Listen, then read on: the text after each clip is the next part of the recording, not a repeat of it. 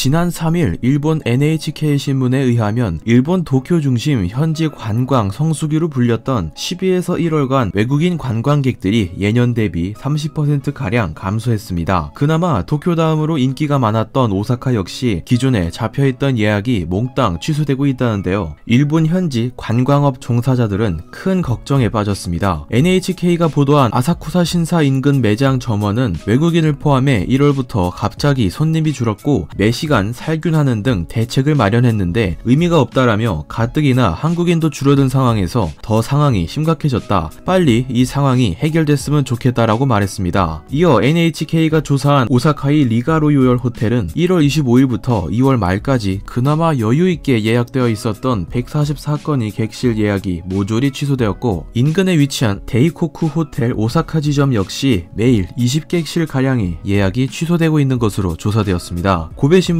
효고현 관광지 방문자가 지난해보다 50% 급감한 상태라며 중국인은 거의 없고 매우 엄숙한 분위기를 조성하고 있다고 전했습니다. 아사히 신문은 같은 날 나라현이 한 상인을 인터뷰했는데요. 손님이 지난해의 10분의 1 수준이라며 한국인이라도 다시 찾아왔으면 참 좋겠다 라고 말했습니다. 니케이 비즈니스는 지난 2019년 일본을 찾은 외국인 통계를 제시했는데요. 3,188만 명 중 중국인은 959만 명, 한국인은 26%가량 줄어든 558만 명으로 집계된 자료를 근거로 한일 관계 악화로 일본이 관광산업은 중국 관광객에 매우 크게 의지해왔지만 이번 사태로 인해 외국인 관광객 1위와 2위 모두 심각하게 줄어든 상황이라며 전반적인 일본이 관광업 전망이 불투명해졌다고 평론했습니다. 일각에서는 한국인들이 중국 여행의 대체지로 일본을 선택하지 않겠냐는 예측도 제시하고 있습니다. 하지만 아쉽게도 한국인들은 중국 여행의 대체제로 일본을 선택하는 경우는 많지 않을 겁니다. 여행 상품 중개 플랫폼인 마이리얼트립이 2019년 4분기 보고서에 따르면 한국인 이용자들이 숙박시설 예약이 가장 많았던 도시는 방콕이었으며 타이페이와 다낭, 제주도가 그 뒤를 이었습니다. 대부분이 한국인들은 일본을 선택하지도 않고 있으며 한일 관계가 공개적으로 나아지지 않는 이상 대체 여행지로 일본을 선택하는 경우도 많지 않을 것이라는 뜻입니다. 자동차 산업 다음으로 외화를 가장 많이 벌어들이는 일본 관광업에 적신호가 켜졌습니다. 이대로라면 일본이 계획했던 2020년 관광객 4천만 명 유치 계획에 큰 차질이 빚어지는 건 필연적일 수밖에 없을 것 같습니다. 이상 꾀시였습니다. 내용 괜찮았다면 구독 부탁드리겠습니다.